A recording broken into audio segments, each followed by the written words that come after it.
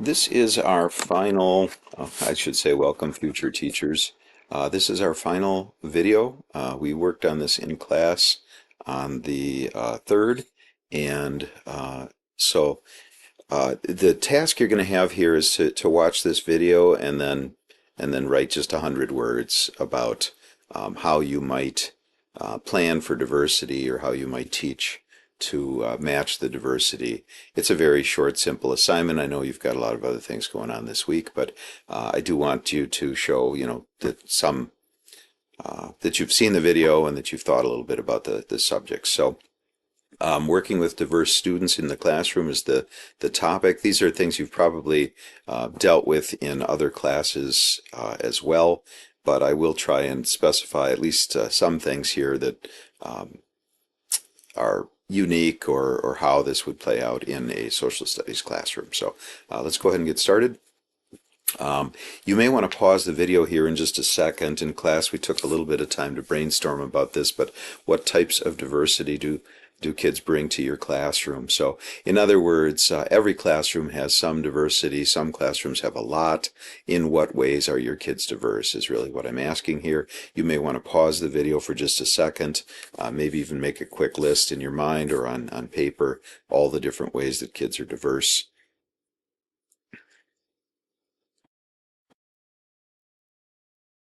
All right, if you've thought about that a little bit and maybe even jotted down a couple of ideas, let's see how your list compares with mine. Socioeconomic diversity. Martin Luther, where I teach, is extremely diverse. We have some kids who are international kids and their parents are millionaires. We have a lot of middle class and maybe upper class kids who are from suburban areas surrounding Martin Luther. We are also in the choice program, and so we get a lot of kids who are from poorer parts of Milwaukee whose parents choose to send them to Martin Luther to get them into a better school than maybe their neighborhood school might be. So socioeconomic, obviously there's gender differences. I would say for the most part that is not a big issue in what you teach, how you teach, but certainly the experiences of males and females is different, and they each bring something a little bit different to the classroom. Orientation, this has more and more become an issue, even at a school like Martin Luther. It's a Christian school. We believe in absolute truth. We have pretty traditional moral values, but ever since I think ever since the Supreme Court ruled that gay marriage to not allow gay marriage is a violation of people's civil rights, and that gay marriage should be allowed in all states. Ever since then, there are a lot more issues that seem to come up in our classrooms related to kids who are not sure of their sexual identity, or kids who are struggling for their gender identity, and so, whatever the setting is, you do have to deal with kids who are struggling with those issues and the way other kids react to them too. Intelligences, I'm sure you're probably familiar with Howard Gardner's theory of multiple intelligences. And I did a little research as I put this together to see what the current thinking is. And it was interesting to me that the research that has been done suggests that organizing your instruction around intelligences has not shown strong results. It seems to be a little bit of a dud. To put it a little stronger, maybe not worth your time. That's not to say that you shouldn't be aware of the fact that kids have different intelligences and that our brains work in different ways, and some are great at some things and some others. I think that needs to be considered as you interact with kids and think about what you're going to do each day. But the idea of I'm going to have these things for these students and these things for those students, and that kind of planning around the intelligences doesn't seem to be particularly helpful. Even more so, the research, again, I did a little quick research on this too, but we still acknowledge that these differences exist. Learning styles, for instance, someone's an auditory learner, someone's a visual learner, kinesthetic learner. We still certainly acknowledge that these differences exist, But in fact, I was just talking to somebody who said they saw research that said that this has a negative effect, um, because to tell kids you are an auditory learner, and so I'm going to do this for you, seems to cause a lot of kids to just check out, or say things like, "Well, I'm not a visual learner, so I'm not, this lesson isn't for me," and then kind of check out and not try. So, but again, be aware of this. Because you may want to have a little movement in your room. You may want to have something up on a screen that kids can see. You might want to explain the directions orally, even though you have it in writing. I mean, these differences certainly do exist, but planning lessons around, here's my lesson, here's what I'm going to do for the auditory kids, here's what I'm going to do for the visual kids, or that seems to be not successful teaching. The research that's been done that I looked at anyway. You have extroverts and introverts in your room. Just be aware of that. It's important when you're doing group work. It's important when you're thinking about participation, how you're going to encourage it or even grade it. How do you account for the fact that some kids are just going to be more willing to speak up than others? And how can you draw in kids who are quieter? Learning disabilities, things like dyslexia or dysgraphia, kids do have those struggles, and how can you account for that? A lot of times that is specified for you in a IEP or a 504 plan or something. Certainly ethnic and racial differences. Again, Martin Luther is really a unique environment because there's such a kind of a balance, really, of all different kinds of people. We have a significant international group of students on our campus. We have white kids, we have Hispanic kids, we have African American kids, and so it's really a rich environment in this way. All schools have some kind of a mix of people, but there are some differences, obviously, that differences in the way kids have grown up. And sometimes there are cultural differences, but also the way they are treated because of their racial or ethnic, maybe appearance or something. So anyway, kids bring differences in that sense. Kids have a wide range of vocabulary, reading ability, standardized test scores, and so if you give kids homework to read something, you may have to think about that a little bit because not everybody has the same ability maybe to do that work. And then obviously just different life experiences. Every single person in your classroom brings different life experiences. We had a student, I guess even without mentioning his name, I don't want to go into a lot of detail, but there was violence in his family that he had seen, and it affected living conditions and everything, and so he brings this trauma into the classroom, and that's an extreme example, but all your kids, of course, are bringing different life experiences that shape the way they think about your class and school and life and everything. Okay, given the vast differences, how can a teacher meet the needs of all students? That's the question. You may want to think about that for a second. If you want to pause, you could. We kind of plunged forward, I think, in class on this, but it's worth a minute of thought if you'd like. All right, let's go on. Okay, so one way, if I've got all these different kinds of kids in my classroom, what can I do about that? And one simple answer is use educational strategies, teaching strategies that have been proven by research to make a difference for kids. So these are broad techniques that, generally speaking, are good for everybody. And if you stick with things that have proven to work in study after study across all kinds of classrooms and kids, that puts you in a pretty good position. One of those strategies is to start class with a learning objective. So you state what kids are going to be learning. And the research is pretty strong. When our brains have an opportunity to kind of organize what's coming. In other words, today we're going to look at three causes of the Civil War. Um, Kids' brains are already kind of getting themselves organized to hear those three things, and they may immediately think about how that, oh, yesterday we talked about slavery, and they might start making some connections and be primed to learn that material. And so I think the research is pretty strong. You do want to state the learning objective. I'm reading a book right now, and it had a really interesting material. These researchers went into over 12,000 classes, and they asked kids four questions. And they just kind of went into a room and sat down next to a student and asked him four questions. And think a little bit about your recent student teaching experience. Could your kids think of a lesson you taught? And just kind of put yourself back in that situation for a second.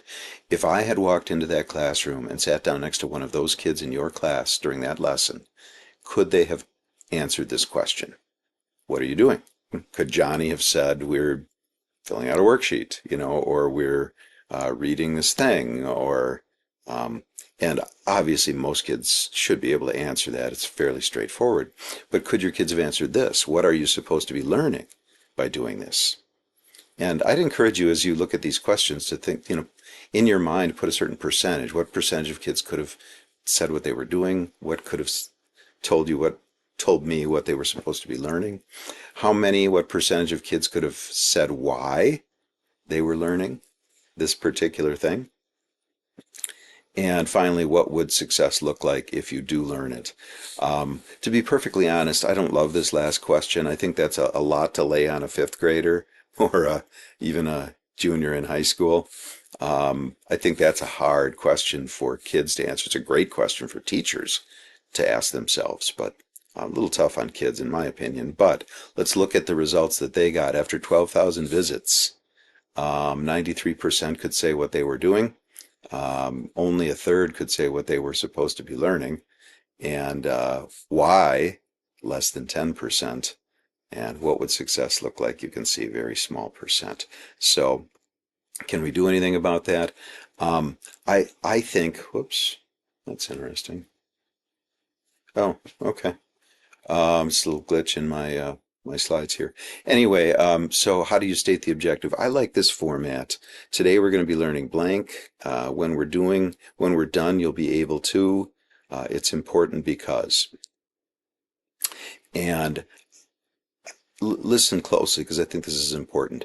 In my opinion, you do not want to say these three things verbatim day after day after day after day, because then it just becomes a mind-numbing tick or something that kids will not maybe pay attention to. But I think in general, we want to regularly communicate these three things. One day it might be on a PowerPoint. Another day you might say it verbally. You'll use different words on different days. Of the three questions, I think number 2 is probably the least important to say out loud. But one and 3, I think every single day, in some way, you should let kids know that. And I think this is more than just giving them an agenda. Like today we're going to be doing blank, blank, and blank. But, not just we're going to do this. We're going to review the test. We're going to, don't just tell them what they're going to be doing, but what you want them to be learning. We're going to look at the test so that you can better understand the kinds of questions you get wrong. So again, I like this formula, but it's a little bit like that starter sentence approach that your teacher gave you in 5th grade. It's very basic, and it's not really good writing, or in this case, good teaching. But you still should in some way communicate these things. Enough said. I'm blathering on. Other research proven techniques. Whoops, there we go. Identifying similarities and differences.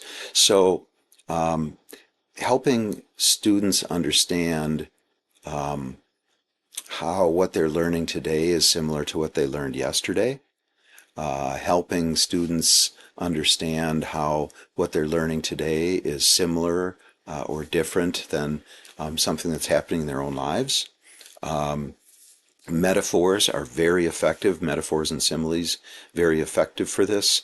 So you might say to a student, well, the example I read in the book that I'm going through right now was a teacher was teaching about the digestive system, and she was showing a video where the video showed, kind of like a graphic of chewing and then saliva. And she stopped the video and she said, what would you compare that to in the world around you besides human beings eating? Things are getting torn up into tiny pieces and moisture is being added. Can you think of anything?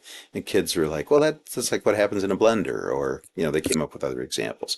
But what they're really doing is they're making the information their own and connecting it to something familiar to them, which makes it easier to understand and remember. You might generate metaphors. For instance, in U.S. history, I've said to my students, if we compare American history to the life of a human being, what would you say the colonial period was like? And after a little bit of thinking, they come up with the idea like, oh, that's like the pregnancy, still a part of the mom, completely dependent on the mom, unable to survive on their own. Well, what would the Revolutionary War period be? Oh, that's labor and delivery. It's painful. There's a breaking away that takes place, and so on. Um, but so you can generate a metaphor and use it to help the kids understand something, or you can ask them to generate a metaphor. But all of that makes connections for them in their brain, and it's research proven to make a difference. Whoops, let's go back. Summarizing and note taking. This is obviously something that's done regularly in a social studies classroom. But we want to encourage kids to put things in their own words. We want to not spoon feed them with 100 words on the screen if you're using a PowerPoint.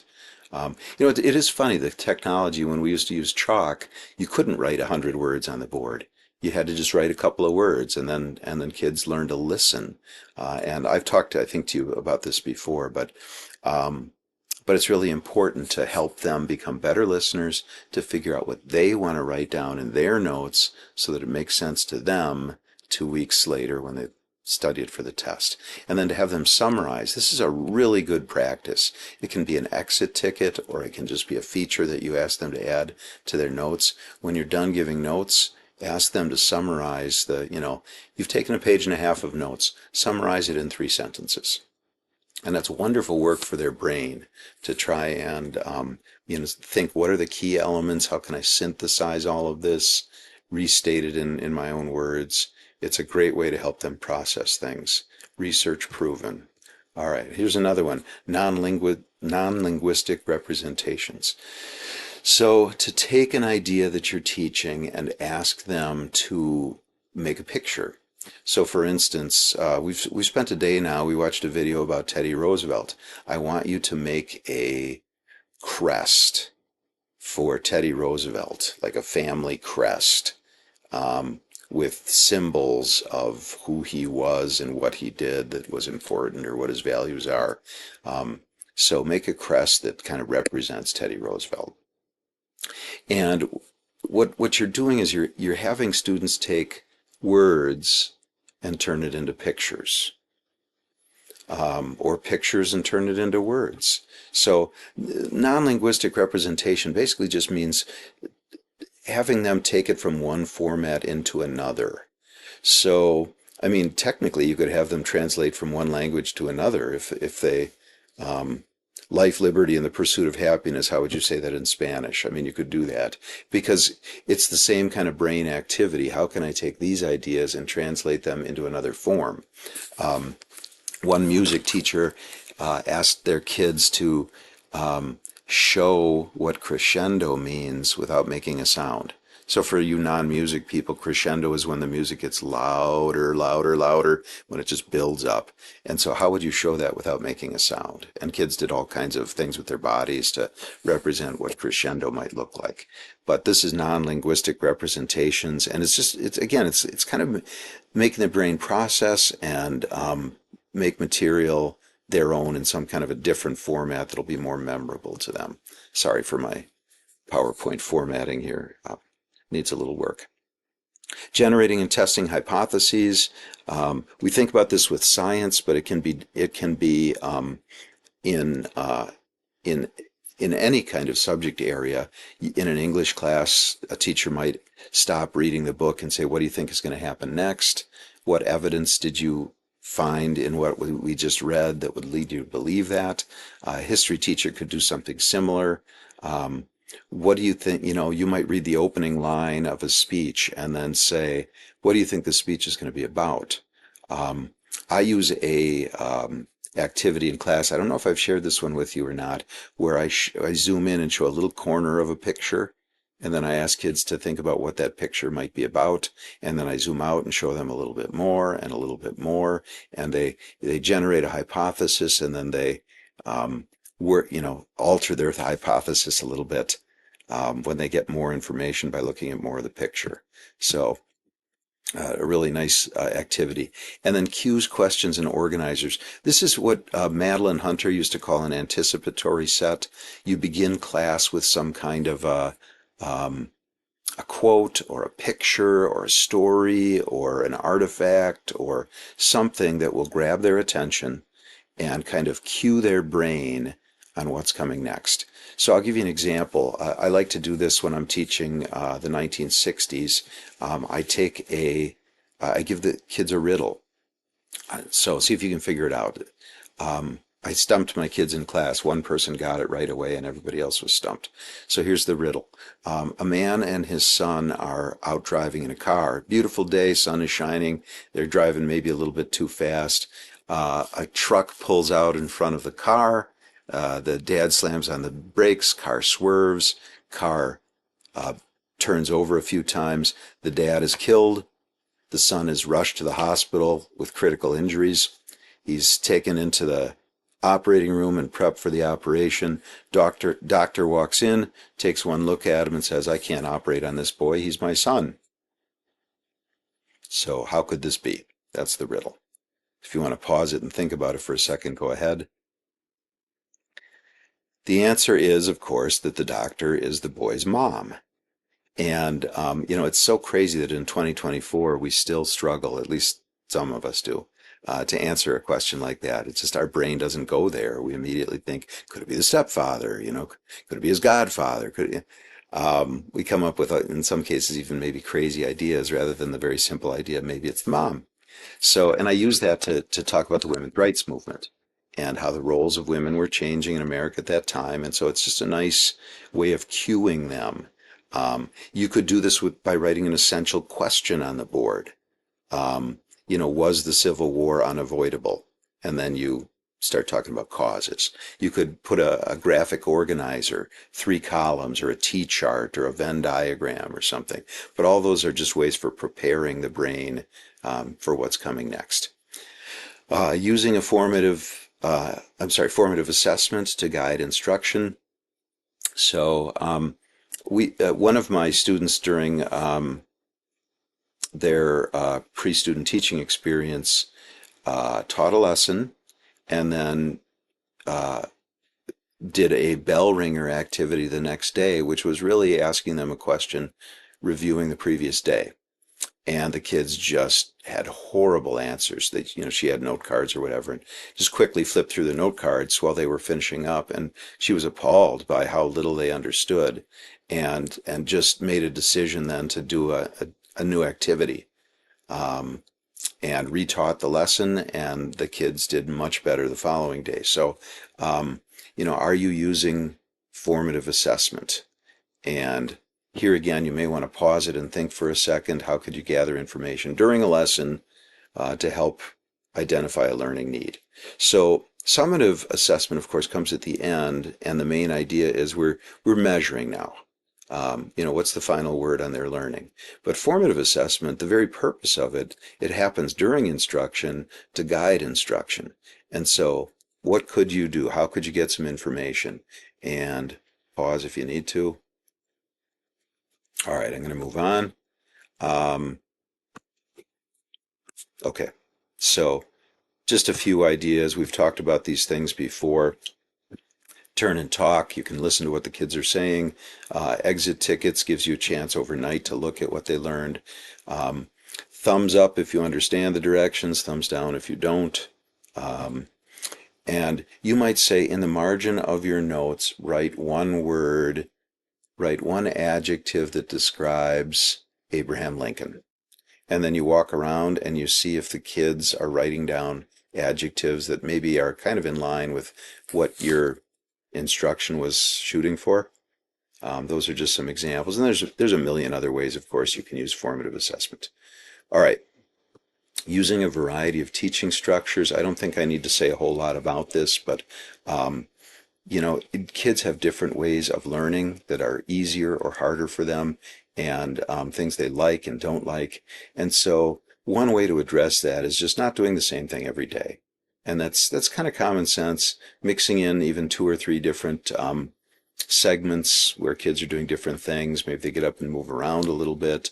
Um, but mixing it up on a regular basis means that you're probably regularly meeting the needs of each student, and also forcing each student to stretch a little bit with some things they're not good at. One last note, a worksheet.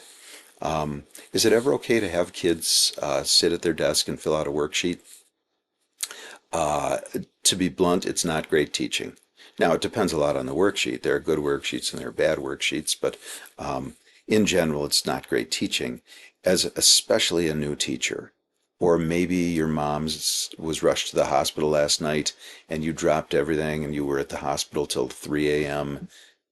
Give the kids a worksheet and just let them work at their desks, and give yourself a little bit of a break. And as you become more experienced as a teacher and you've got more lessons in the bag, you can do that less and less. But don't be ashamed to do it. I would say move away from it, when you can.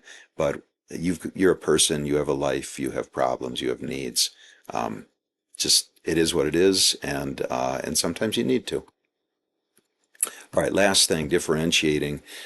You can differentiate content. For instance, if I want students to work on analyzing documents, soapstone, and I think we've used that in class. Who's the speaker? What's the occasion? What's the audience? What's the purpose, etc. Soapstone, and I want kids to learn that process for analyzing a document. I can I can get that same need, that same learning goal addressed, but by giving different groups different documents. And if I know these kids struggle with reading, I'm not going to maybe give them Alexander Hamilton. I might give them Martin Luther King Jr., which is going to be maybe much more accessible to them because the language is more modern and it's meant for maybe a wider, more popular audience. Process. So kids might do different kinds of activities to achieve the same goal. I'll give you an example. Some of my kids were struggling with my reading quizzes. So I told them, all right, here's what I want you to do. Instead of reading and taking a quiz, I want you to read and take notes. And take 5 headings in the reading, turn the heading into a question, and then read for the answer and write down an answer. So 5 headings turned into questions with an answer from the reading for each heading. So that student is not doing the entire reading, but they're getting some of the content, and they are learning a method for understanding material better and becoming a better reader. And those are all goals that I have for that experience. A different process than what other students are doing, but maybe better fitted for them, and ultimately achieving many of the same goals. And a different product would be like, you can make a poster, take a test, make a video, but the rubric is essentially the same. The key elements, you need to show an understanding of the event. You need to present it without error. The qualities you want may be the same, but they have choices in how they can present the material. So that's a differentiating product. So these are all ways that you can work with kids who have very diverse backgrounds.